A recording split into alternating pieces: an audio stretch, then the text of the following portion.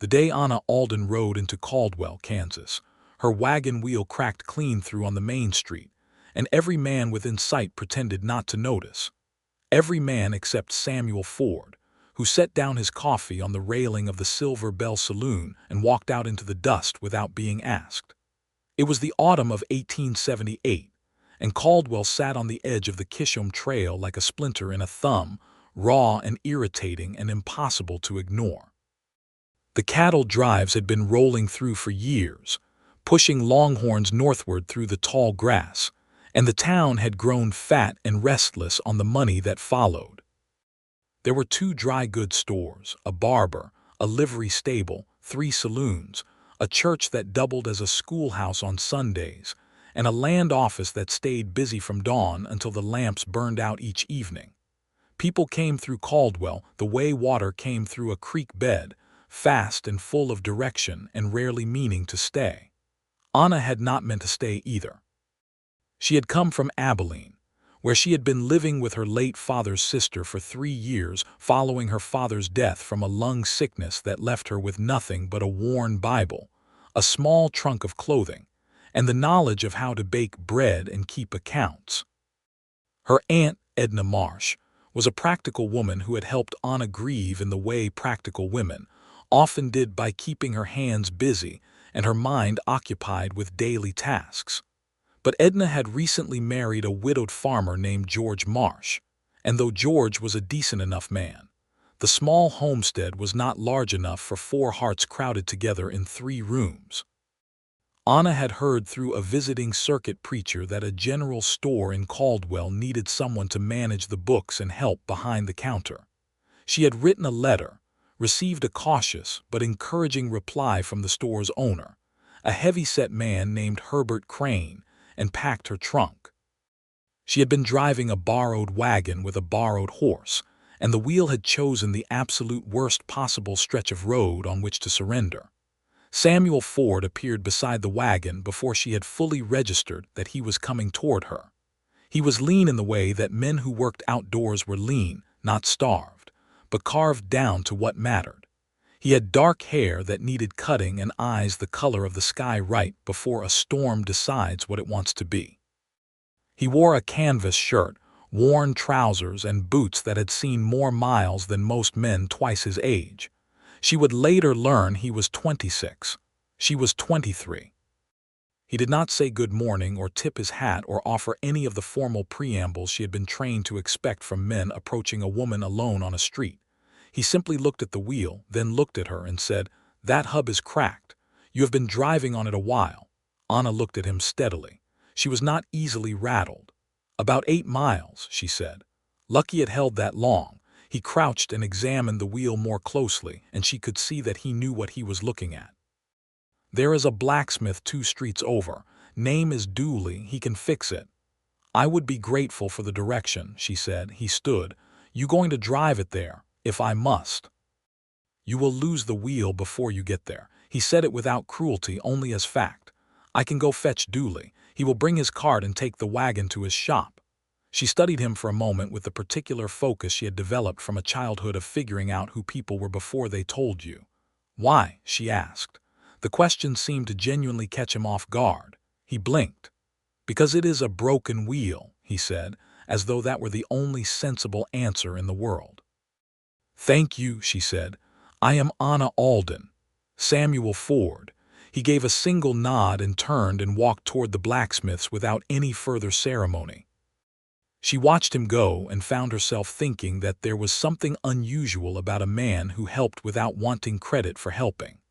Herbert Crane's General Store was a well-stocked and somewhat cluttered establishment on the corner of Main Street and 2nd, which the locals called 2nd Avenue, though it was really just a dirt track wider than an alley.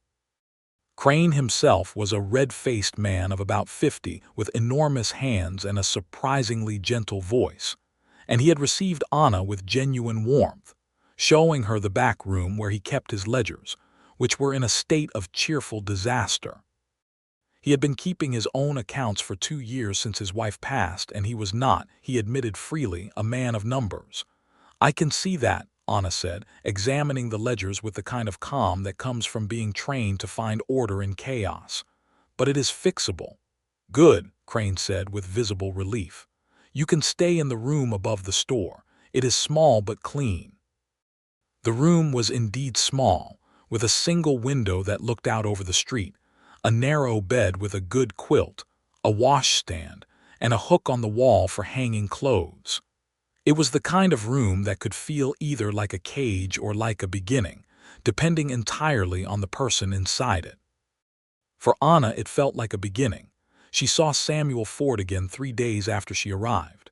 He came into the store for lamp oil and salt and a length of rope, and he paid exactly what he owed with coins counted out from a worn leather pouch. He did not seem surprised to see her behind the counter, but he did pause a moment longer than necessary when he set his coins down. "Wheel fixed?" he asked. "That morning," she said. "Mr. Dooley does good work." "He does." Samuel took his purchases and moved toward the door, then stopped. He appeared to make some small internal decision. "You are staying in Caldwell?" he asked. "I am managing the store's accounts," she said, "and helping with the counter." "So yes, I am staying." He nodded slowly. "Good," he said, and then he left, and she was not sure whether that one quiet word meant anything at all, but she found herself thinking about it on and off for the rest of the afternoon. Over the following weeks, she learned more about him in the piecemeal way that information traveled in a small town. Samuel Ford had come to Caldwell roughly 18 months prior. Before that, no one seemed quite sure where he had been. He had done some work as a drover on the cattle drives, and he was known as a man who could handle horses with particular skill. More recently, he had taken up work at the livery stable owned by a quiet Mexican man named Ernesto Reyes, who had been in Caldwell for years and whose opinion of people was generally considered reliable. Ernesto thought well of Samuel, which people took as a meaningful endorsement. He did not drink to excess. He did not gamble beyond what was social. He did not brawl, though she heard from the barber's wife, a talkative woman named Doris Pratt, that he had once stepped between two men who were about to draw on each other and talked them both down with nothing but a steady voice and a complete lack of visible fear, which had apparently been more convincing than any pistol could have been. What he was, as far as anyone knew, was a man who had appeared and made himself useful and did not talk about where he came from. In a place like Caldwell, that description fit a fair number of men, and nobody pressed the question. The West had always been good at receiving people who needed a place to be without explaining why. Anna found this interesting rather than suspicious. She herself had reasons she did not always volunteer: the particular loneliness of watching a parent die slowly, the strange dislocation of living in someone else's house for 3 years, the sense that she was perpetually between one life and another with no clear map for where she was going. She understood the appeal of simply arriving somewhere and allowing yourself to be useful without providing a full accounting of your history. The fourth time he came into the store, he bought coffee and dried beans and a small block of beeswax, and while Anna was wrapping the beeswax in paper, he picked up a small carved wooden horse from the display shelf near the counter, one of several that Herbert Crane stocked for the children who came in with their parents, and turned it over in his hands. She watched him out of the corner of her eye. His expression had gone somewhere far away. It was only for a moment, and then he set the horse carefully back exactly where it had been. She did not ask him about it. She had the instinct that asking him about it directly would be like speaking too loudly in a room where someone was sleeping, startling rather than illuminating. But she filed it away. The weeks turned, and autumn deepened into the kind of cold that came off the Kansas plains like something with a purpose. The cattle drive slowed, and the trail riders who had been filling Caldwell's saloons since summer began to thin out. The town became more itself, smaller, quieter, more inhabited by its permanent residents and less by its transient ones. Anna had by now straightened Crane's ledgers to a state that made him nearly emotional with gratitude, and she had settled into the rhythms of the counter work with the competence she brought to everything she did. She knew most of the regular customers by name. She knew who needed things on credit and who always overpaid by a little because they were embarrassed by their prosperity in a place where others had so little. Samuel came in most Fridays. It became, without either of them naming it, a reliable event. He would buy whatever he needed for the week, never extravagant, never careless, and he would linger a few minutes at the counter. Not uncomfortably. Not in the hovering way of men who thought lingering was a substitute for conversation. He would ask her something genuine, and she would answer genuinely, and then she would ask him something in return, and they would have a conversation that felt like two people who were not entirely sure what they were building, but were willing to keep laying stones. He asked her once what she had done before coming to Caldwell, and she told him about keeping the accounts for a feed merchant in Abilene after her father passed, and about her Aunt Edna, and about how she had learned to make sense of numbers from her father, who had been a schoolteacher before his lungs gave out. "You miss him," Samuel said. It was not a question. "Every day," she said, "though it gets quieter, the missing, does that make sense?" "Yes," he said, and the way he said it told her that he understood from experience rather than from imagination. She waited to see if he would offer something of himself in return. He did not that day, but he came back the following Friday, and this time he asked her something she had not expected. "Do you find it lonely here, in a new town?" She considered the question honestly rather than giving the automatic answer of no, not at all. "Sometimes," she said. "At night mostly. The room above the store gets very quiet when the street empties. But during the day there is enough to do that I do not feel it so much." He was quiet for a moment. "I know that kind of quiet," he said. "The night kind?" she asked. "Yes." She looked at him directly.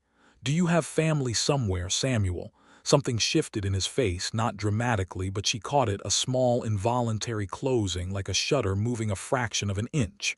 "I had a brother," he said after a pause. "He is gone."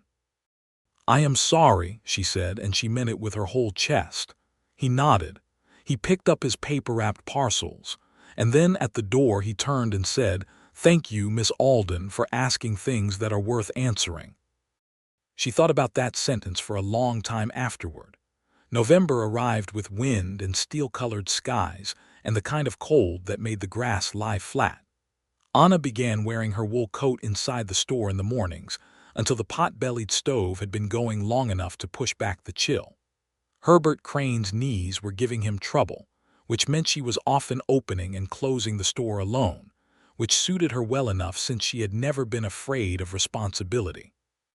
One evening, a little after closing time, she was finishing the week's accounts by lamplight when she heard a commotion on the street, raised voices, the particular high tension of a crowd gathering. She set down her pen and looked out the window. 3 men on horseback had stopped in front of the Silver Bell across the street, and 2 of them had their guns drawn, aimed at a figure on the ground. The figure was Ernesto Reyes. She did not know what had happened. She would learn later that the 3 men, passing through from a drive that had ended badly and left them unpaid and furious, had accused Ernesto of something they had fabricated.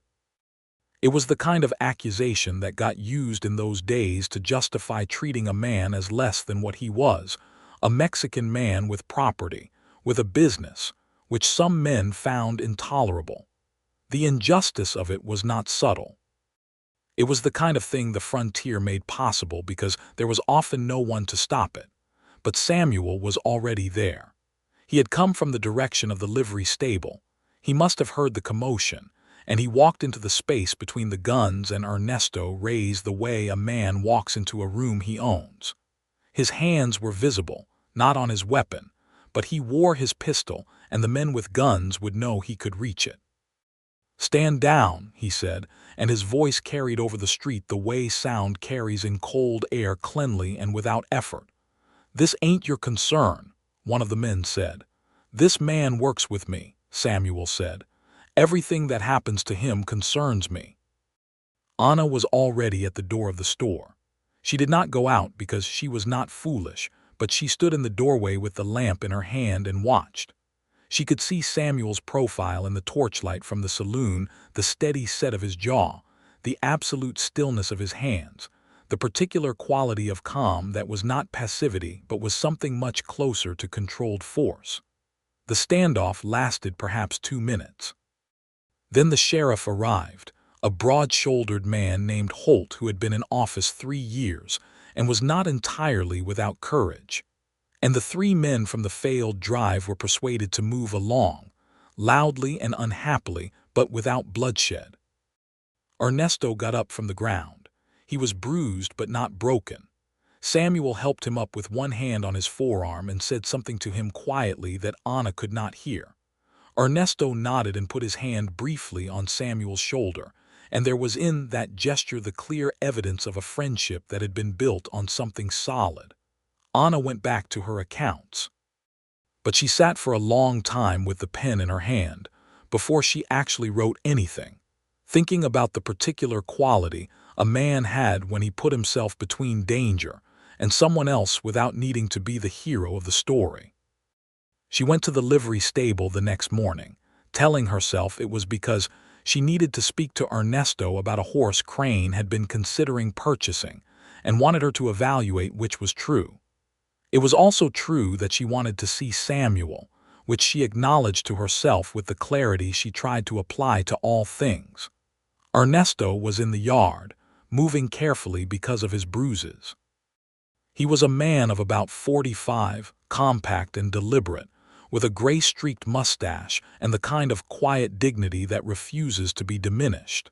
He greeted her warmly, as he always did. He confirmed that the horse Crane was considering was sound and worth the asking price. Then he said, without being prompted, "Samuel told me you were watching from the doorway last night." She felt heat rise in her face but kept her voice even. "I was concerned." "He said that was like you," Ernesto said, with a small smile that contained multitudes. "He talks about me?" she asked before she could reconsider the question. Ernesto looked at her with the particular amusement of a man who knew exactly what was happening. "Samuel does not talk very much," he said. "But when he does say something, he means it, and he has mentioned you several times."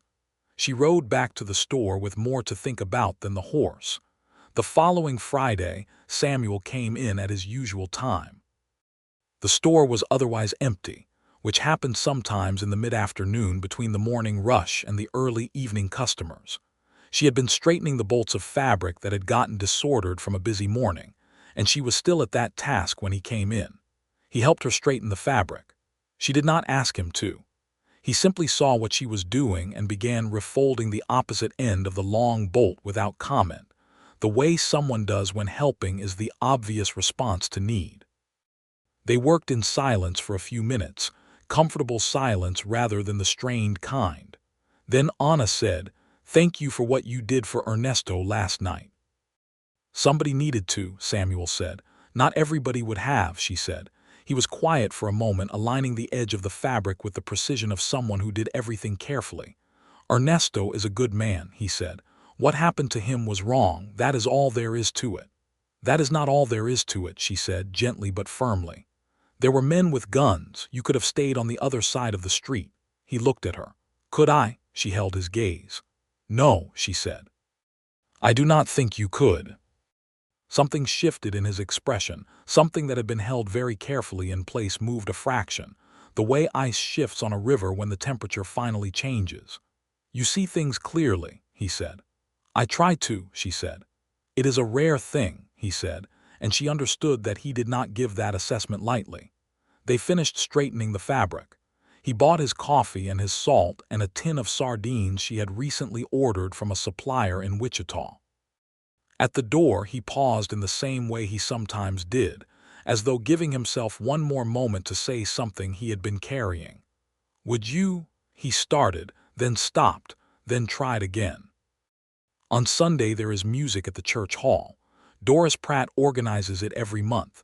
I do not generally go to such things, but if you were interested in going, I thought—" He stopped again. Anna looked at him, and the fullness of what she felt in that moment was something she would describe many years later as the sensation of a door opening that she had not known was there. "I would like that," she said. He nodded once. "Sunday, then. I will call for you at 7. He left. She stood in the empty store and pressed her hands flat on the countertop and breathed. And then she smiled, privately and completely, in the way that people smile when something good has happened that they have been trying not to want too much. The Sunday church hall music was exactly what Caldwell's social events always were: imperfect and good-hearted and slightly chaotic, with Doris Pratt directing proceedings as though organizing a military campaign. A fiddler named Pete Holloway played with more enthusiasm than technique, and his wife played the piano that had been hauled into the church hall at considerable expense and trouble 2 years prior. People danced in the open area between the pews that had been pushed to the walls. Children ran until someone made them stop. The older residents sat along the sides and talked loudly over the music. Samuel arrived at 7 precisely and knocked on the door that led from the inside stair up to Anna's room above the store. She had spent a longer time than usual preparing, which she told herself was simply a matter of wanting to look appropriate for a social occasion, and which she knew perfectly well was more than that. She wore her best dress, a dark blue wool that she had brought from Abilene, and she had braided her hair and pinned it up with the small tortoiseshell combs that had been her mother's. When she opened the door, Samuel looked at her for a moment in a way that was brief and unguarded before he arranged his expression back to its usual composure. But she caught it. She caught everything. "Ready?" he said.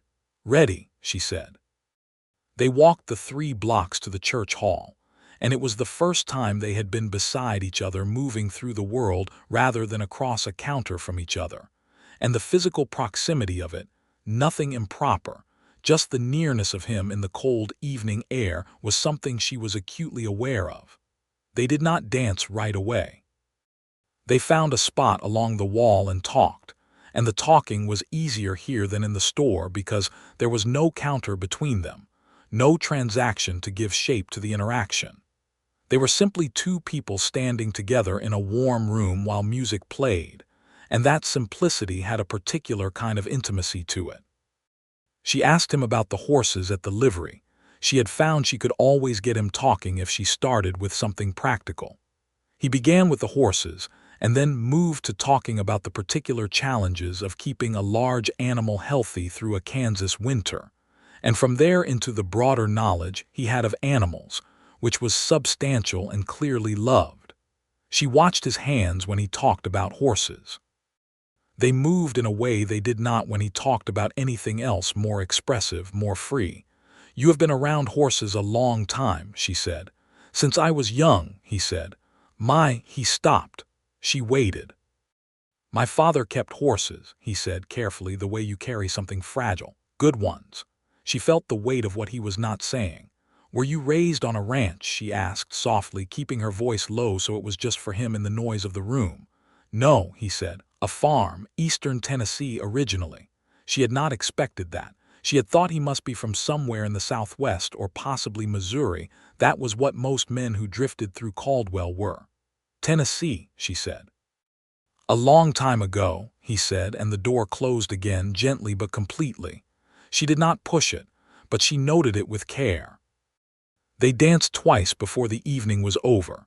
A slow waltz that Pete Holloway played with surprising restraint, and a lively reel that made Anna laugh when she lost the step and grabbed Samuel's arm to keep from spinning entirely in the wrong direction. He caught her without hesitation, steadying her, and for a moment she was close enough to him to see the fine lines at the corners of his eyes, the ones that came from squinting against sun and wind, and she thought, with a certainty that arrived quietly but completely, that she was in very real danger of falling in love with this man. When he walked her back to the store, the street was quiet and cold and lit by a crescent moon that turned the frost on the ground to pale silver. At the door he stood for a moment and said, "Thank you for coming with me tonight." "Thank you for asking," she said. He looked at her in the moonlight and she could see him deciding something. "I would like to do this again," he said, "if you are willing." "I am willing," she said. He nodded slowly, as though putting the moment carefully away somewhere safe. "Good night, Anna," he said, and it was the first time he had used only her given name, and she carried that home with her up the stairs. December arrived in Caldwell with the cold that meant business, the kind that came off the open plains and found every gap in a wall and every thin place in a coat. Anna had by now become fully woven into the fabric of the town. She knew its people, its rhythms, its small dramas and its generosities.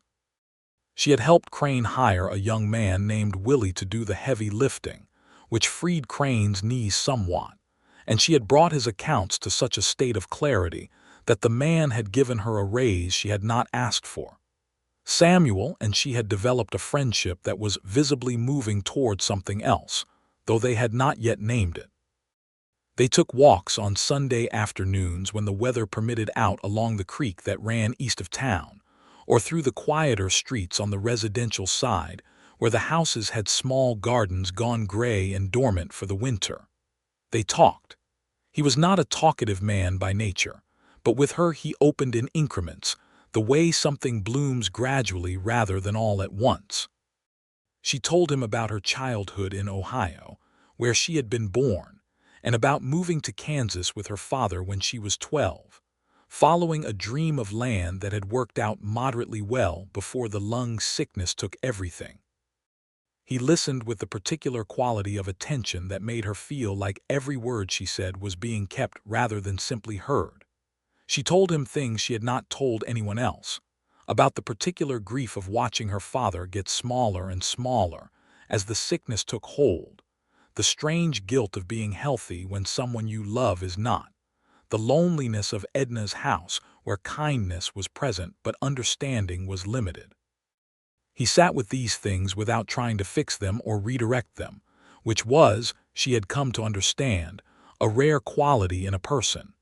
And he offered things in return, slowly and carefully, small windows into himself.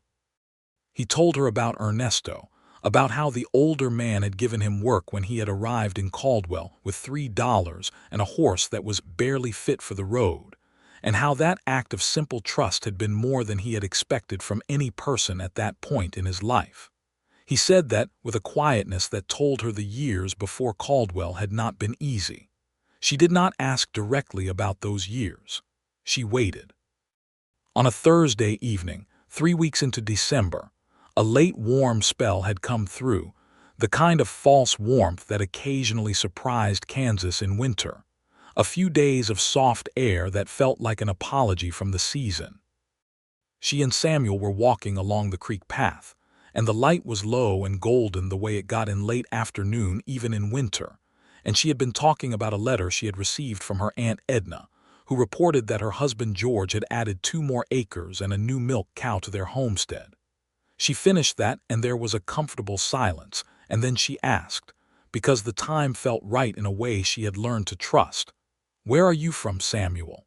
I know you said Tennessee. But where is home for you?" The question stopped him, physically stopped him, his stride, his breath, everything. She stopped too because he had, and she turned to look at him. He was not looking at her. He was looking out over the creek at the strip of water that moved quietly over its bed of pale stones. And she watched him, and she saw 7 years of something moving across his face the way weather moves across an open landscape. She did not know it was 7 years yet, but she would, and later she would think that she had seen it even then without knowing what she was seeing. The weight of it, the long silence of it. Then he looked at her. And his face was open in a way she had never seen it before. Every careful arrangement of composure gone, just him looking at her in the low winter light. And he said quietly and with a completeness that made the words feel like the truest thing anyone had ever said in her presence, "Wherever you are." She went still, not frozen still, the way a lake goes still when the wind stops. Everything inside her quieted to a single point, the way all complicated music sometimes resolves to one perfect note. She looked at him. He looked back at her.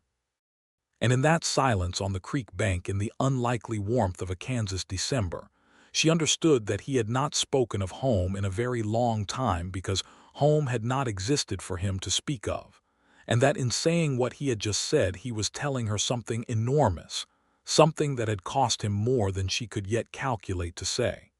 She reached out and took his hand. She had never done that before. His fingers were rough and cold, and they closed around hers immediately, instinctively, like a hand that has been searching for something to hold. "Then stay," she said. "Stay where I am."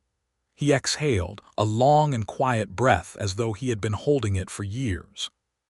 They stood there in the still air beside the creek for a long time, his hand in hers, the water moving softly below them, until the light finally gave out and the cold came back and they had to go home. That night in the small room above the store, Anna sat by her window and thought about what had happened and what would happen, and she did not feel frightened by either. She felt, for the first time in a very long time, like someone who had arrived at the right place. Samuel came to the store the next morning, not his usual Friday time, but early, before Crane had even opened the front door properly. Anna was alone at the counter when he pushed open the door, and he stood for a moment just inside the entrance, his hat in his hands. "I want to tell you something," he said, "about where I have come from, if you want to hear it."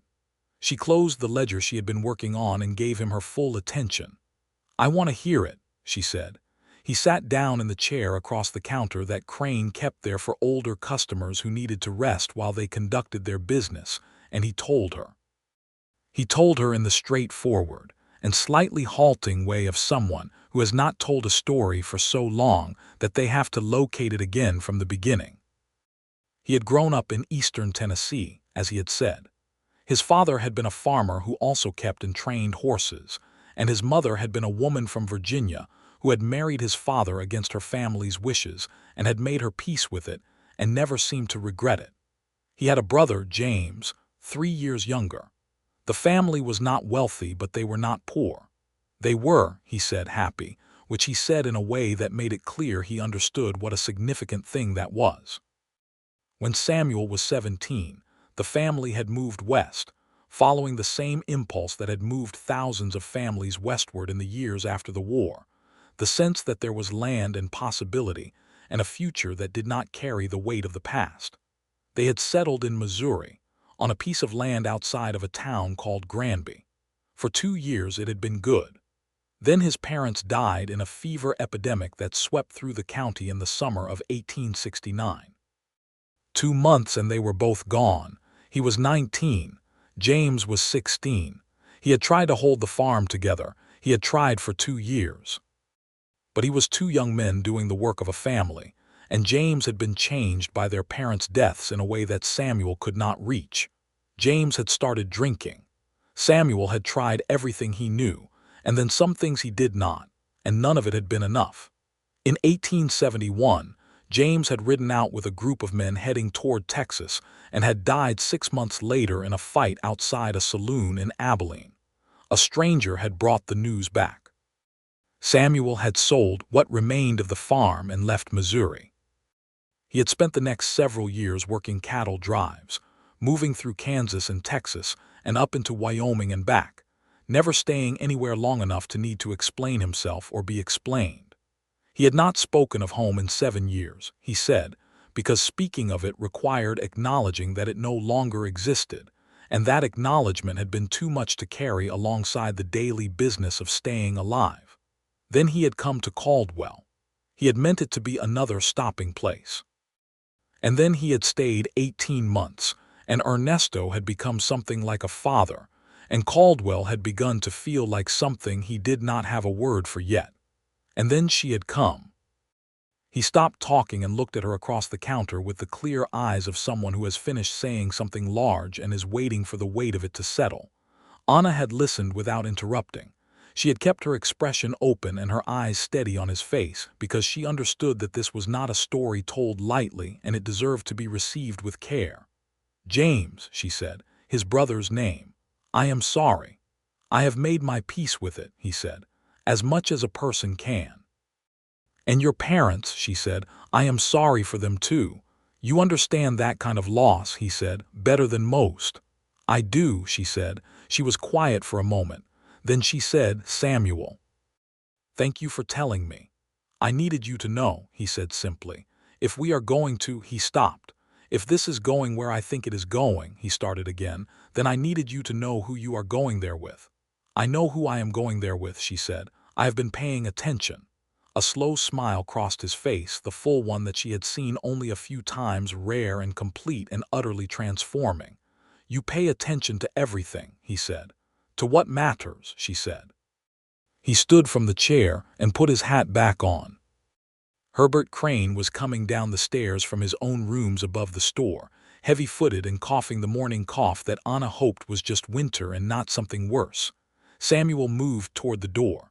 Saturday, he said. Would you have dinner with me? I cannot offer a restaurant, there is not one in Caldwell worth the name.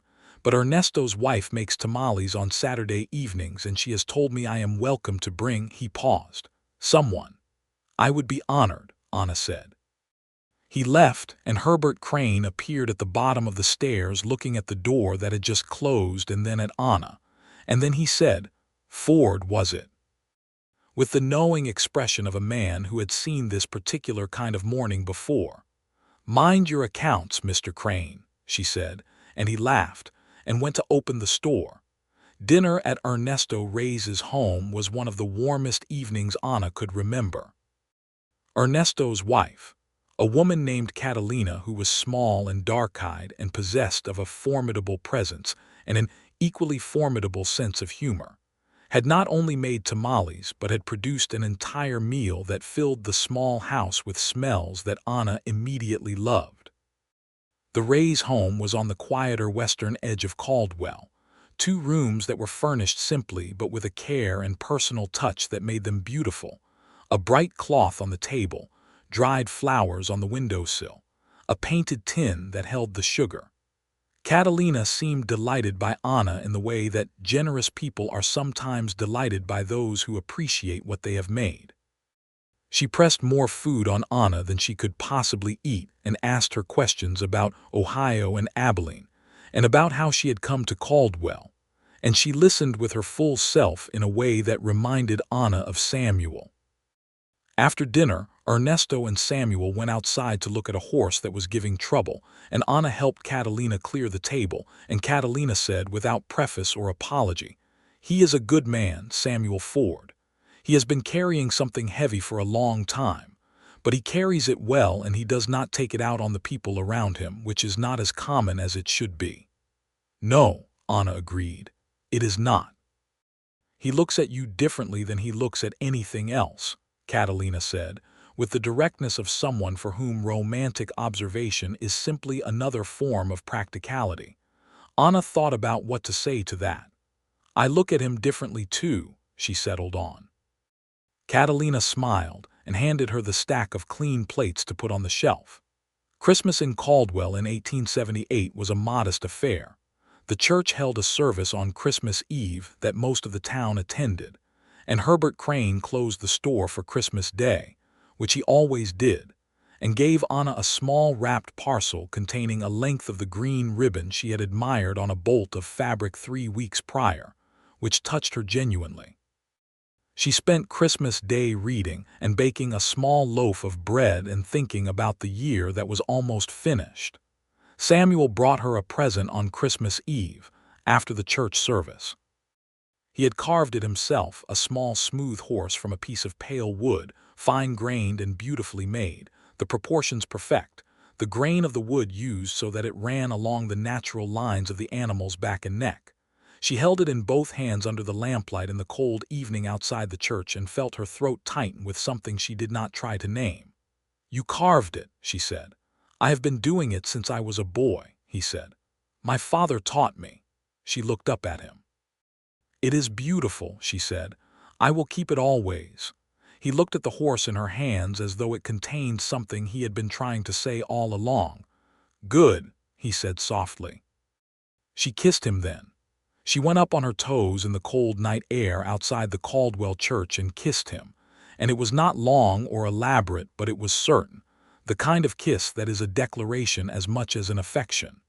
She felt him go perfectly still for one instant, and then his hand came up and cupped her face so gently it nearly undone her entirely. When they separated, He looked at her with an expression she would spend the rest of her life being glad she had seen complete and open, and without any of the careful arrangement he usually kept in place. "Anna," he said, just her name, and there was a whole sentence in it. "I know," she said. New Year's came and went, and with it, the question that had been gathering in the space between them finally arrived as a proper conversation, not behind a counter or on a church doorstep, but on a Sunday afternoon walk along the creek, the one that had become their walk, the one that had been the location of something essential between them. Samuel stopped at the place where the path widened slightly near a stand of cottonwood trees, gray and bare, but with a particular beauty to them that Anna had always liked. He turned to face her, and she stopped too. "I am going to ask you something," he said, "and I need you to know that I have thought about it carefully and that I mean it without qualification." Her heart was very quiet and very full. "Ask me," she said. "Will you marry me?" he said. "Not because it is the proper progression of things, though it is, but because I want to know you for the rest of my life, and the thought of you not being beside me, the thought of your room above Crane's store being the end of the distance between us." He stopped. He was not a man of many speeches, and she could see the effort of the words, and she loved him for the effort. "I do not want to only be the man across the counter," he said. "I want to be the one beside you."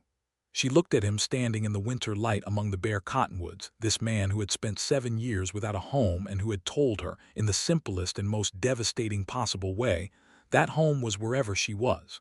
She thought about her father who had loved her mother with that same steady completeness. She thought about Edna's house, where she had been grateful but never quite arrived. She thought about the small carved horse on her windowsill. "Yes," she said. "Samuel Ford, yes." He closed the distance between them in a single step, and took her face in both hands and kissed her in the cold January air with a warmth that had nothing to do with the weather, and she put her hands against his chest and felt his heart beating steadily under her palms and thought, Here is the place I was looking for." They were married in April of 1879, when the Kansas spring had come in with its usual violence and beauty. The grass suddenly and furiously green, the sky enormous and active, the air smelling of earth and possibility. The church was full, because Anna had made herself genuinely loved by a great number of people in the town by then, and because Samuel, for all his quietness, was deeply respected. Ernesto walked with the dignity of a man doing an important thing, and Catalina sat in the front row and wept openly, which she did without the slightest embarrassment. Herbert Crane gave Anna away, since she had no father and no male family within reach, and he did it with a solemnity that surprised everyone who knew him, and a degree of sentiment that surprised no one who knew him at all. Edna Marsh had come down from Abilene with her husband George, making the journey as a wedding gift, and Anna had embraced her at the church door with a fierceness that she hoped expressed everything she had never quite found words for. When the minister asked Samuel Ford if he took Anna Alden to be his wife, Samuel said, "I do," in the same tone he used for everything important, level and unhurried and entirely without doubt. When the minister asked Anna Alden if she took Samuel Ford to be her husband, she said, "I do," and managed to keep her voice steady until precisely that moment, and then her voice broke very slightly on the second word, which she had not planned but which she did not try to hide. They were married at noon, and the whole town fed them in the afternoon. They moved into a rented house 2 streets from the store, a real house, with a kitchen and a front room and 2 bedrooms, and a small yard where the previous tenant had planted an ambitious kitchen garden that had been left to its own devices. Anna saw the potential in it immediately. Samuel helped her clear it that first weekend, and she told him what she wanted to plant, and he said he would build her raised beds if she wanted them, and she did want them, and he built them with the careful competence he brought to all physical work. She kept her position at Crane's store, which suited everyone Crane most of all. Samuel continued at the livery with Ernesto. Their lives were not large by any external measure, but they were full in the way that truly inhabited lives are full, with texture and detail, and the accumulating weight of shared experience. She learned things about him that could only be learned by living beside someone. He woke before dawn always and sat in the kitchen with his coffee in absolute quiet for half an hour before the day began, and she came to understand this as something he needed and left him to it. And sometimes she came down halfway through and sat with him in companionable silence, and those mornings were among her favorites. He remembered dates without being reminded, small ones, not just the important ones. The anniversary of when her father had died, her birthday, the date they had first properly talked at the store counter. He had kept them all. He was not demonstrative in public in the exuberant way that some men were, but in private he was capable of a tenderness that made her feel, consistently and completely, like the most important thing in any room. He left small things for her to find: a wildflower pressed and left on the windowsill, a piece of interesting stone he had found on the creek path, a small animal he had carved in the evenings and left on the table without comment. She collected them on the shelf by the window, alongside the horse he had given her at Christmas. In the summer of 1879, she told him she was expecting a child. He received the news sitting at the kitchen table after supper, and she watched his face go through something complex and wonderful, the first flash of something near to fear or overwhelm, and then, sweeping through that and completely replacing it, a joy so pure and unguarded that she saw the boy he had been in Tennessee, the boy before the grief had added its layers. He stood up and came to her and held her, his arms around her so carefully and so completely that she felt protected in the most literal sense, as though no harm that existed in the world could reach her in this circle. "All right," he said against her hair. "All right. Is that all you have to say?" she asked, laughing. He pulled back and looked at her, and his eyes were bright. "I have more to say," he said. "I am still finding the words." Their son was born in February of 1880 in the depths of a Kansas winter, with Catalina Reyes serving as midwife, a role she had performed before and performed now with calm authority. Samuel spent the hours of Anna's labor in the front room, pacing with the focused discipline of a man trying very hard to be useful in a situation where there was nothing useful to do. And Catalina told him twice to sit down, and he sat down twice and stood up again both times. When the baby's first cry came through the door, Samuel stopped pacing and went completely still and looked at the door with an expression that Ernesto, who had come to sit with him, would describe later to Catalina as something he had never seen on a man's face before and would not soon forget. Anna was exhausted and luminous. She held the child, a boy, red-faced and furious at the world and perfectly, entirely himself, and looked up at Samuel when he came to sit beside her, and she said, "What should we call him?" Samuel looked at the baby for a long moment. "James," he said quietly. She looked at him. She understood. "James," she agreed. He put his finger gently against the baby's small fist, and James Ford closed his fingers around it with the blind grip of a newborn. And Samuel exhaled a breath that seemed to come from somewhere very deep. James was not an easy infant. He had strong opinions about the world from the beginning and expressed them at considerable volume. But he grew into a happy and engaged child, round-cheeked and dark-eyed like his father, and possessed of his mother's particular quality of sharp attention to everything around him. Anna managed to continue her part-time work at Crane's store, leaving James with Catalina in the mornings, and the two women, Catalina and Anna, became as close as sisters over the years that followed, bound by the shared daily business of children and households, and the particular wisdom that comes from watching people you love navigate the world. Caldwell changed around them as the years moved forward. The cattle drives that had defined the town began to slow as the railroads pushed farther south and the trail systems shifted. New families came in and settled, farming the open grass into fields. The town got a proper school, not the church doubling as one, but a real schoolhouse with a teacher hired from back east. Herbert Crane sold his store in 1882 when his health made it necessary, and Anna found herself with the choice of working for the new owner or doing something else. Samuel had been talking to Ernesto about the possibility of taking on more horses breeding and training, not just stabling, and had been setting aside money carefully for 2 years.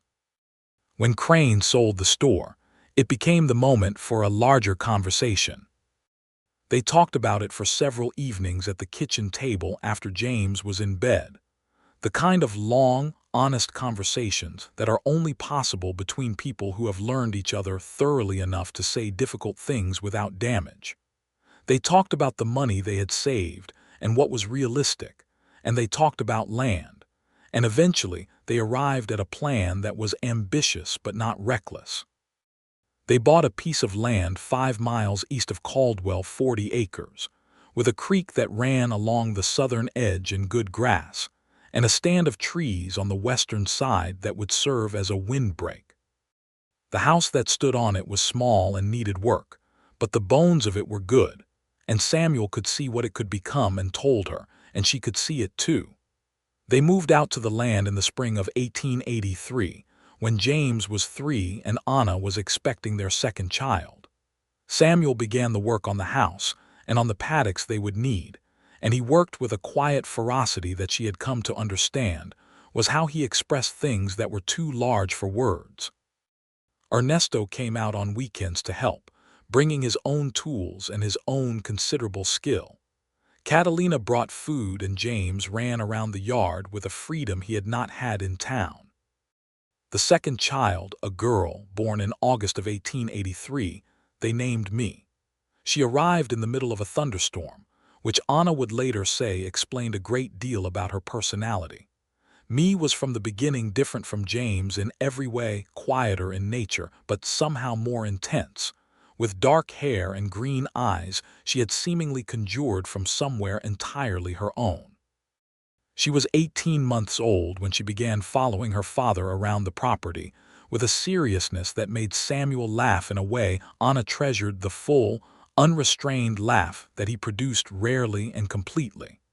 The horses came slowly, and then more quickly.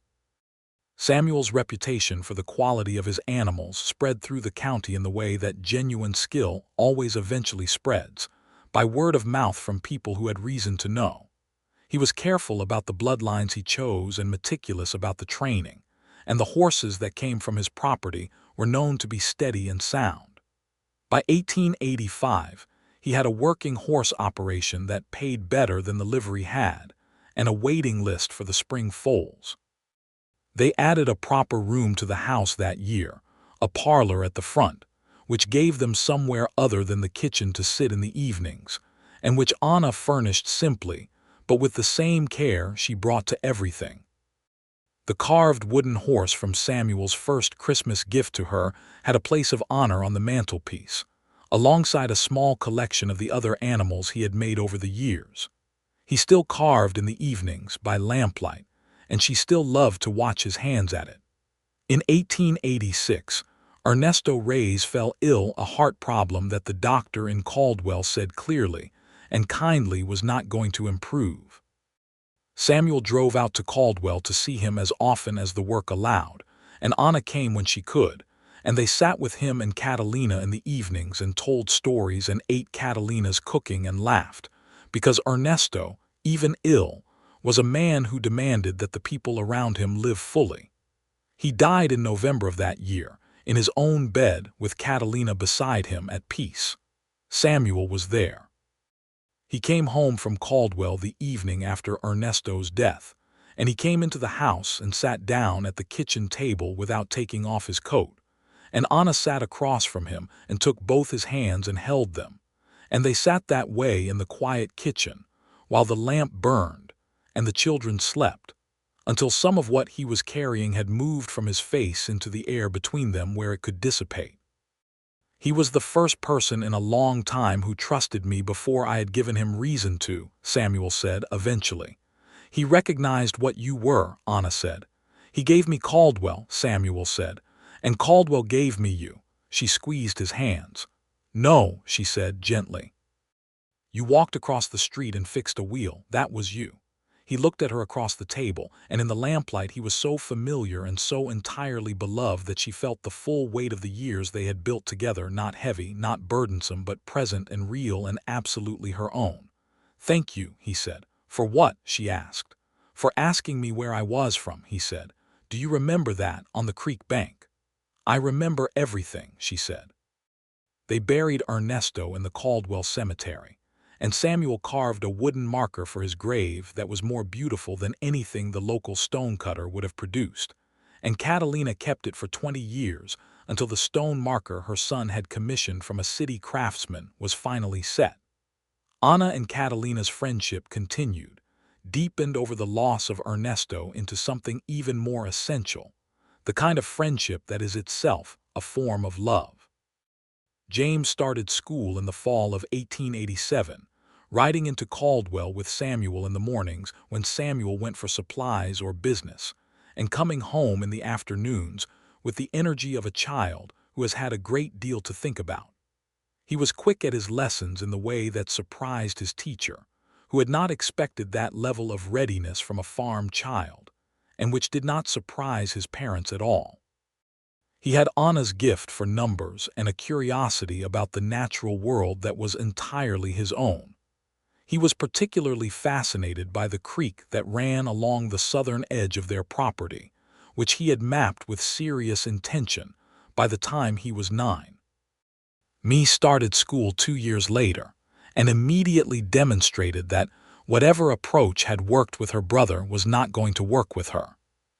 She was not unteachable. She was, in fact, brilliantly capable when something interested her, but she had a distinct set of opinions about what was worth her time, and her teacher, a patient young woman named Miss Calloway, earned me's respect through a combination of genuine intelligence and the willingness to let the girl ask as many questions as she needed. At home, me was most herself when she was outside.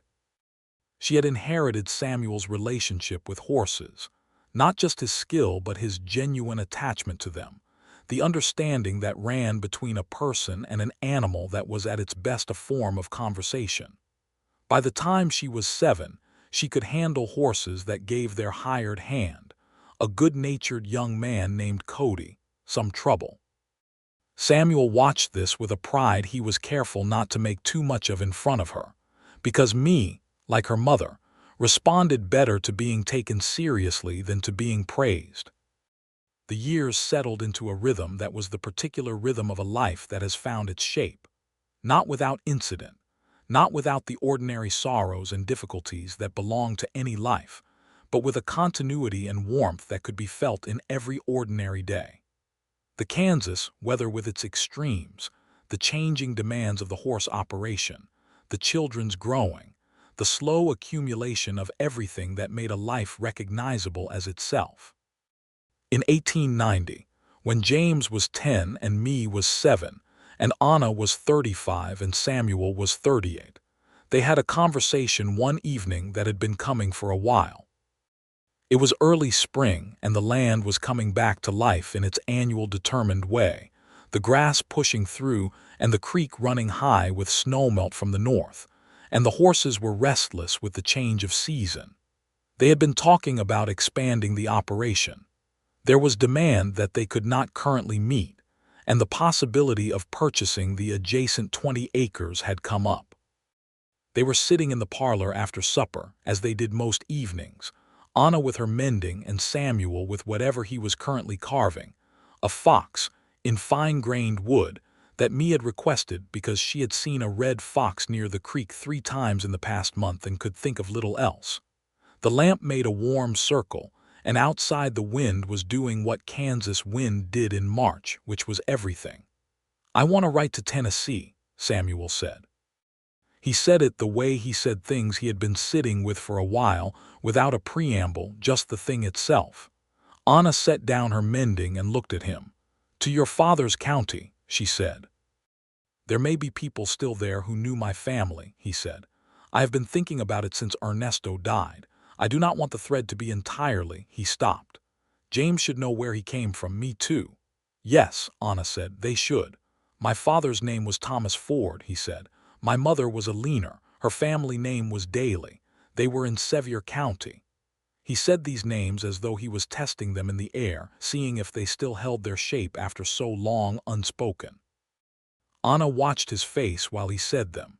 It held, it did more than hold. Something in his expression eased, like a muscle that has been too long tensed finally being allowed to relax. "Write the letter," she said. "I will help you with it if you want." "I would want that," he said. They wrote the letter together the following Sunday, a careful, honest letter addressed to the county record's office in Sevier County, Tennessee, asking for any available records of the Ford and Daly families, and mentioning the names of the few people Samuel remembered his parents speaking of. They sent it and waited. The reply came 6 weeks later. There were records. There was also a woman, his mother's cousin, named Sarah Daly, now Sarah Caldwell, who had been located by the records clerk and who had been told that someone was asking. Sarah Caldwell wrote back herself, in a clear and slightly formal hand, saying that she remembered Eleanor Ford with great affection and that she had always wondered what had become of her children. She had a family of her own now, grown children and several grandchildren. She said she would be very glad to hear more. The correspondence that followed over the next year was one of the things Anna would always think of when she thought about what love actually meant in practice. Not just the grand declarations, but the patient and faithful work of building something real over time. Samuel's letters to Sarah Caldwell were careful at first, and gradually less so, and Sarah's letters in return were generous and full of the detail that only comes from someone who genuinely wants to be known. Through her, Samuel recovered something he had thought was gone entirely. Not his parents, not James, but the sense of being someone who had a past that was worth claiming. Sarah sent a photograph, taken in a studio in Knoxville, herself and her husband and 3 of her children, formal and slightly stiff the way studio photographs of that era always were. Samuel held it for a long time when it arrived, looking at the faces. "Your mother's cousin," Anna said, sitting beside him. "She looks a little like I remember," he said. "My mother, around the eyes." She put her arm through his. By 1892, they had purchased the adjacent 20 acres and expanded the horse operation, which now required 2 full-time hired hands in addition to Cody. The house had been expanded a second time, a proper wing now, with 2 additional rooms, so James and me each had their own space. The kitchen garden that Anna had been developing since their first year on the land was a serious and productive affair, with raised beds and a root cellar, and enough preserved goods to carry them comfortably through a Kansas winter. James, at 12, was a serious and capable boy who had begun helping with the horse operation in earnest, not just the daily care of the animals, but the record-keeping that Samuel had always done by hand, which James was now helping to systematize in ways that showed his mother's influence clearly. Samuel watched this with the particular pride of a man seeing himself continued in someone else, and the particular satisfaction of a man who had something worth continuing.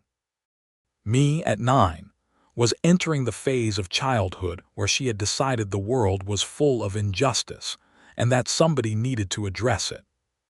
She had strong opinions about the treatment of the Comanche and Kiowa, whose removal from the southern plains she had learned about in school and found deeply wrong in a way. She articulated with a clarity and anger that startled her teacher, and made both her parents feel simultaneously proud and thoughtful. The injustices of the frontier were real and had been present for as long as any of them had lived in this land. The displacement of the peoples who had been here first, the pressures that bore down on men like Ernesto, raised simply for existing with property and dignity. Anna had always acknowledged these things and talked about them honestly with her children, and me, as it turned out, had been listening and thinking about them far more than anyone had realized. "She gets it from both of us," Samuel said one evening after me had delivered a particularly comprehensive assessment of the situation at dinner. "And then some," Anna agreed. In 1894, Anna discovered she was expecting again. She was 39 and told herself it was not beyond possibility, though it had been 11 years since me. And the doctor in Caldwell confirmed both the pregnancy and his opinion that she was healthy, and the pregnancy looked straightforward. Samuel received this news with the same essential goodness he had received the first 2 times, the flash of overwhelm and then the complete and uncomplicated joy. "Are you frightened?" he asked her, because she had been quieter than usual. "A little," she said, "at my age." "You are not ancient," he said, with a gentleness that also contained the slight smile she loved. "I am nearly 40, she said. "And you are the strongest person I know," he said, directly and without inflation. "Not the most foolhardy. The strongest. There is a difference." She leaned against him, and he put his arms around her in the kitchen, in the middle of the afternoon, with the light coming through the window over the sink, and the sound of me arguing with Cody about something in the yard. She breathed in the smell of him, horses and wood smoke, and the particular clean smell that was just him, and felt, as she had felt since that creek bank in December of 1878, completely and safely home. Their third child, another son, was born in January of 1895. They named him Thomas, for Samuel's father. He arrived red-faced and vocal and healthy, and James, now 15, greeted him with a solemn interest that was very him, and me, at 12, held him with a gentleness that belied her general opinion of the world's injustices, and which made Anna think that her fierce and complicated daughter was going to be capable of things nobody had yet imagined. Thomas grew into his name's suggestion of solidity, a calm and sunny child, nothing like the high-intensity James or the compressed-energy me. He was interested in animals from his earliest age in the same way me was, but where me's relationship with horses had a kind of passionate intensity, Thomas's had a gentleness that made even nervous animals quiet. By the time he was 4, he was following Samuel around the property with the same serious dedication me had shown at the same age, and Samuel had the experience of watching the pattern repeat, the child who would carry forward the thing that he had built. In the summer of 1897, a letter came from Sarah Caldwell in Tennessee. Her youngest son, a man named Robert, was intending to come west for a period. He had heard from his mother about the Ford family and their horse operation in Kansas, and wanted to see the West while he was young and before the continent entirely changed, which everyone could feel happening whether they said so or not. He asked if he might call on them. Samuel wrote back yes, and Robert Caldwell arrived in September of that year, a young man of 24, lean and good-humored, and carrying enough of his mother's quality that Samuel liked him immediately. He was, it became quickly clear, not just passing through. He had an eye for horses and an ease with work, and by the end of his first week, he had made himself genuinely useful rather than simply present. He stayed 3 months. He came back the following spring.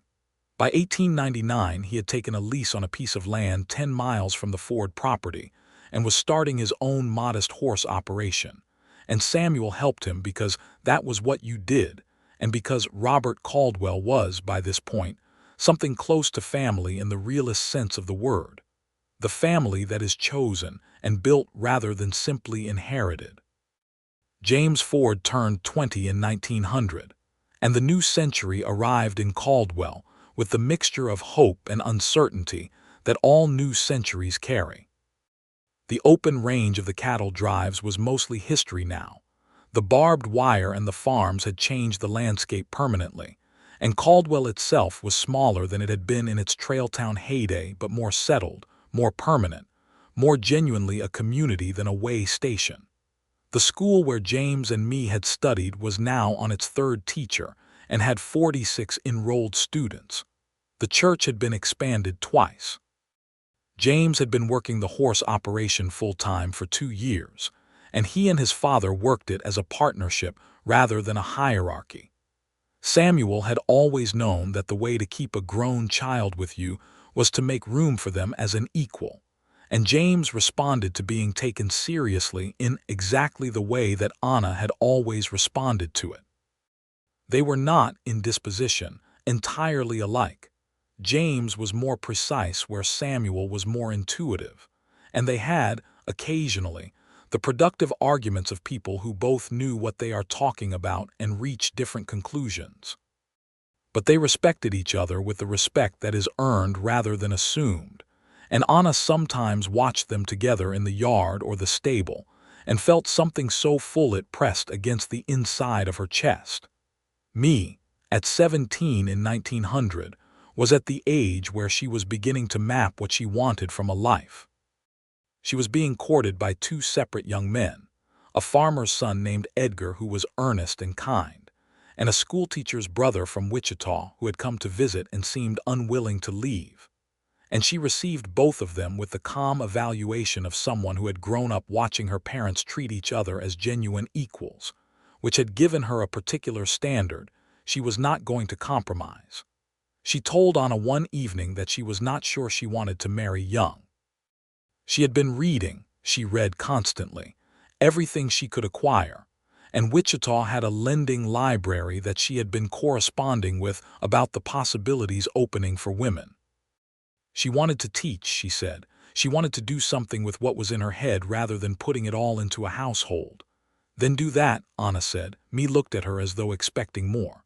Do that, Anna said again. Teaching is important work, the most important if it is done well. Papa will not mind, me said. Your father will be proud, Anna said. He has always thought you were extraordinary. The question is whether you knew that. Me looked at her for a long moment. He never said so, she said. He carved you a fox, Anna said. He carved you a fox because you saw one 3 times at the creek and couldn't stop talking about it. Your father does not say things in words that he can say in action. You know that about him. Me was quiet for a moment. I know, she said softly. She sat with that and Anna could see her arranging things internally.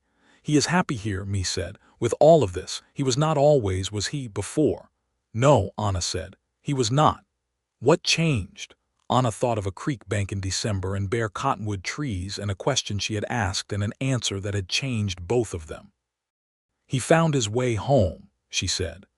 Thomas, at 5, had begun the serious study of every living thing on the property that would occupy him for the rest of his childhood. He had a particular relationship with the horses that was already remarkable, an almost wordless communication that he and Samuel shared, but that Thomas seemed to have been born with rather than learned.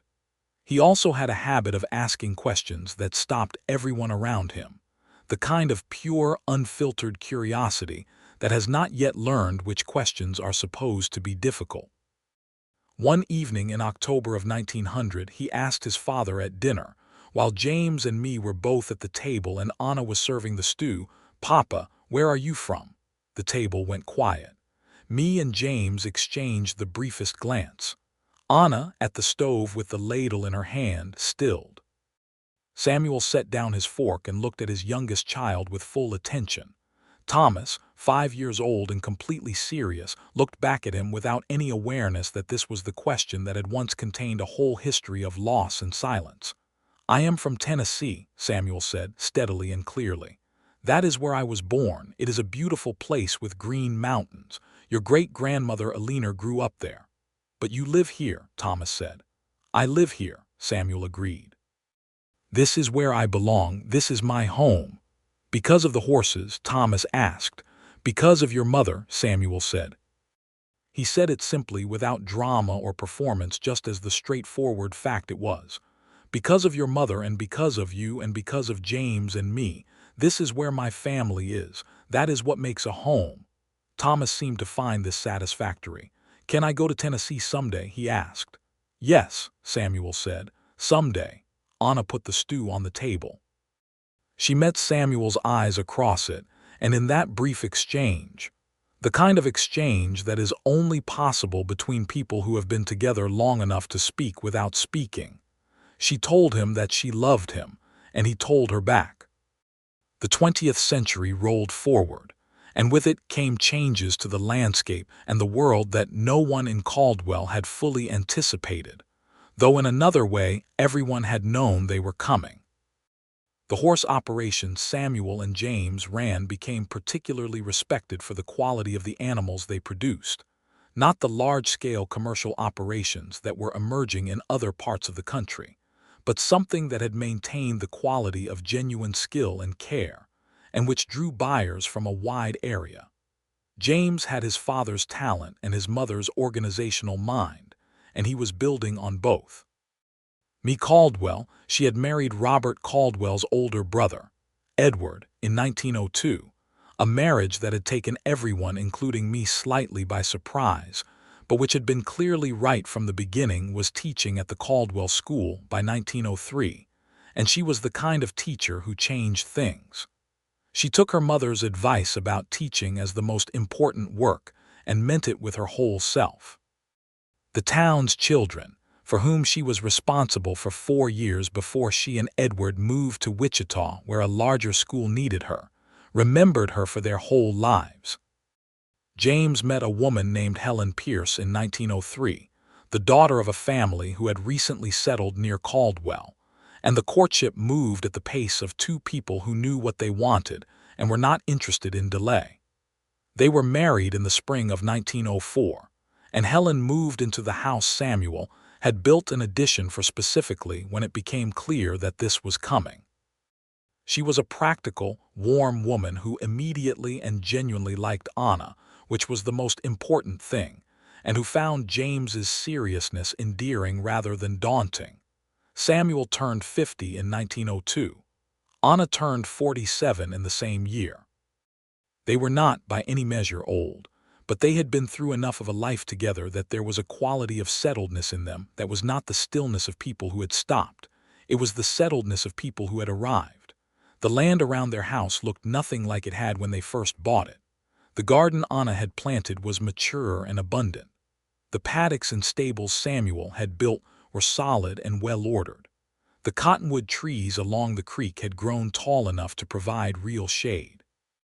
On an evening in September of 1904, they sat on the porch of their house, a porch Samuel had added in 1898 because Anna had said she wanted somewhere to sit in the evenings and watch the land, and he had built her one that ran the full width of the house and watched the light come off the Kansas grass in the particular way it did in September, golden and horizontal, turning everything it touched into something that looked like it had been gilded. Thomas, 9 years old, was somewhere with the horses. James and Helen were inside, and through the window the lamp was on and the low sound of their voices was audible. The harvest smell was on the air. Samuel had been carving. He had a small rabbit in progress because Thomas had requested it, and Anna had her account book, though she was not looking at it. They were simply there in the September light together. After a while, without any particular transition, Samuel set the carving down and reached over and took her hand where it rested on the arm of her chair, the way he had been doing for more than 25 years, and they sat that way while the light slowly changed and the sky moved from gold to the particular blue of early evening. "Are you happy?" she asked him. She asked it not because she did not know the answer, but because she had always believed in asking the questions that mattered out loud.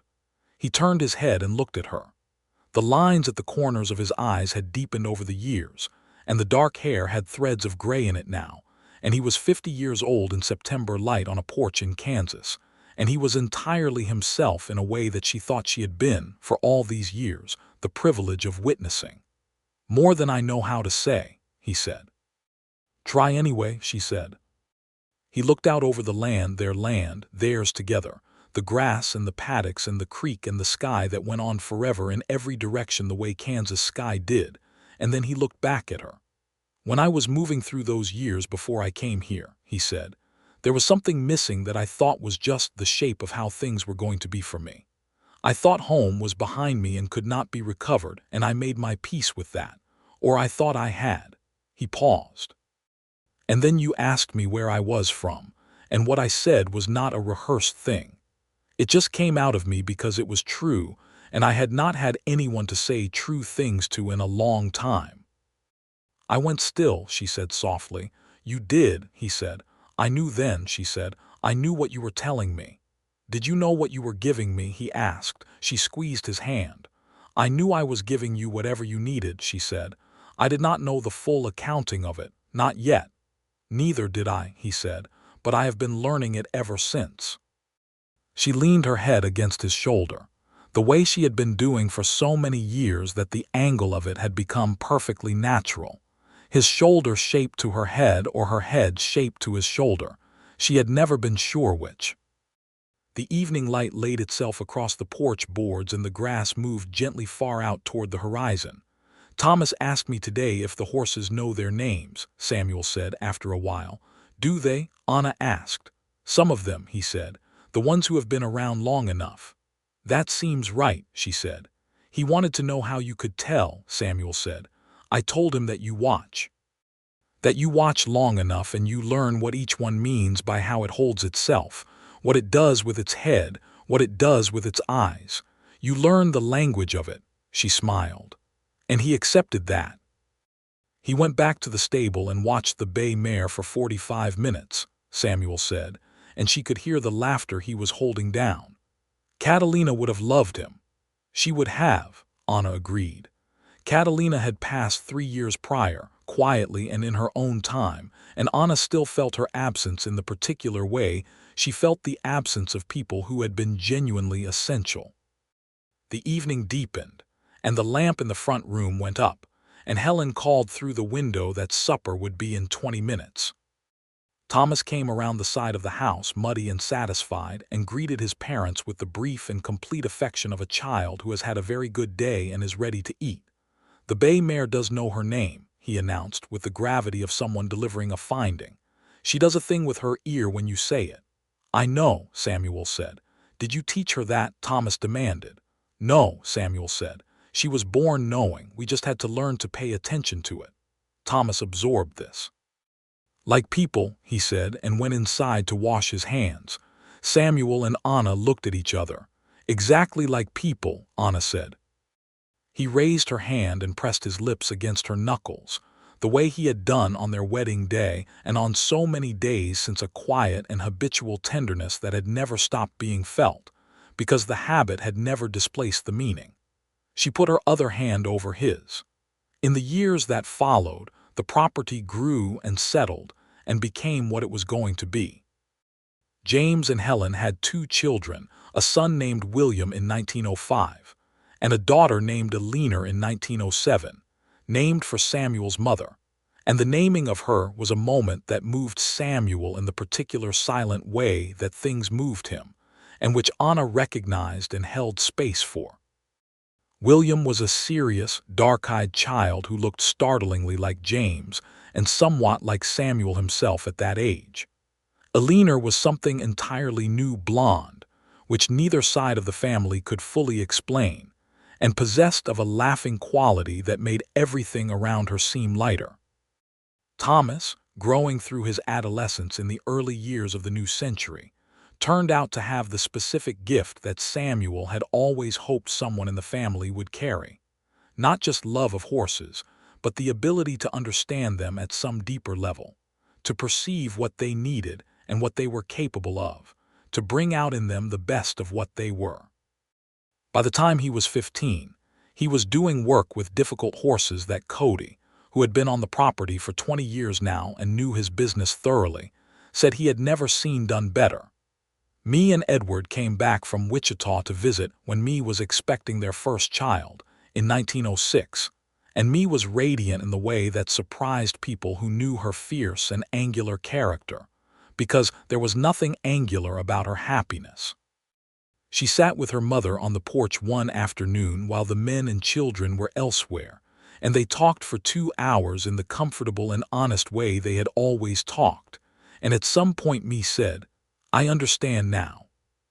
What do you understand? Anna asked. What you and Papa have, Me said. I thought I understood it growing up, but I did not understand it until I had something of my own to compare it to. She was quiet for a moment, looking out at the grass. He never stopped looking for you, she said, even before he found you. He was moving through all those years looking for something he did not have a name for, and then you were there. He told you that, Anna said. No, Me said. I watched. You told me to watch instead of waiting to be told." She smiled, the full and rare smile that belonged to moments like this. "You were right as usual." "Not always," Anna said. "Often enough," Me said. Me and Edward's child was a boy, born in February of 1907, and they named him Samuel after his grandfather. And the older Samuel held his namesake in the kitchen of his own house on a cold February evening when me and Edward came to show him. And he was 62 years away from Tennessee and 39 years from that first broken wheel on Caldwell's Main Street.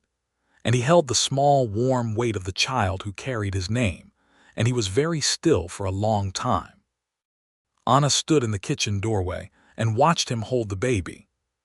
She watched the full and quiet expression on his face, the same expression she had first seen on a creek bank in December, the one that came when something essential moved through him too large for ordinary expression. Her Samuel, who had come through so much, and who had made this life from nothing but the willingness to help a woman with a broken wheel, who had given her his whole self as thoroughly as any person she had ever known, who had told her the truest thing she had ever heard in the simplest possible language. She went to him. She stood beside him in the lamplight and put her hand on his arm, and he turned and looked at her, and the baby between them was asleep, and the house around them was full of the sounds of family. James's voice from the parlor, Thomas coming in the back door, Helen in the other room with Alina, and outside Kansas was doing what Kansas did, going on forever in every direction under a cold winter sky. "Look what we made," she said softly. "Look what we made," he agreed, and his voice was full. The years continued, as years do, carrying their cargo of ordinary miracles and ordinary losses, the accumulated weight of days that are each unremarkable and together constitute a life. The Ford property outside Caldwell became known in the county as a good place, not just for the quality of the horses it produced, but for the quality of the people who lived and worked on it. Neighbors knew they could come to Samuel or Anna Ford for practical help and receive it without ceremony. The Caldwell Church, expanded now to accommodate its growing congregation, had benefited on 3 separate occasions from contributions that had been made anonymously and that everyone knew came from the Ford family. Thomas, grown to adulthood in the easy way of someone who had always known where he belonged, had by 1912 taken on the primary management of the horse breeding operation, which had grown into something that required real organizational skill in addition to the animal knowledge. He had a gift for both. He was, as James had observed once, exactly what his father had been when he was young, competent and quiet and absolutely reliable, but more settled, because he had never had to be otherwise. He had been born into security, and it showed, in the best possible way. On a spring evening in 1912, Anna and Samuel sat on their porch in the last of the April light. The cottonwoods along the creek had their new leaves, the particular pale and hopeful green of April cottonwood leaves, and the smell of the season was everywhere, that combination of earth and growth and possibility that Anna had loved since her first spring on this land. Samuel was not carving. He was simply sitting, which he had always been better at as time passed. The young man who had paced the front room while she labored with James had learned to be still in a particular way, to inhabit the present tense completely. His hair was fully gray now, and the lines in his face were the lines of a man who had spent his life outdoors and expressing himself in action, and she found him more beautiful than she had at 23, which she had not expected and which delighted her. "Sarah wrote again," she said. Sarah Caldwell was in her late 70s now and still writing regularly, her hand more careful and deliberate than it had once been, but still clear. "Her granddaughter is coming west next year. She wants to meet us." "Tennessee blood finding Kansas," Samuel said. "The threads get longer," Anna said, "but they hold." He turned and looked at her with the expression she had been receiving for more than 30 years, the one that had not changed, that time had not faded or adjusted, the particular quality of attention he gave only to her. She received it the way she always had, fully and without deflection. "Anna," he said. "Samuel," she said. Outside in the far paddock she could hear Thomas speaking quietly to one of the horses, that low particular voice he used that came from his father, and the horse's response, a soft sound of attention. The creek moved. The April light held. She reached over and took his hand.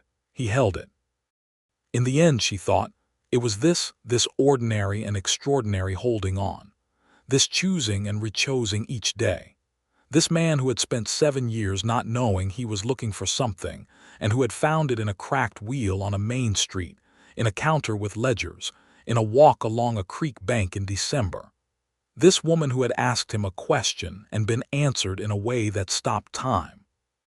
They had built everything from that one still moment, the house, the children, the horses, the years, the whole long, beautiful life.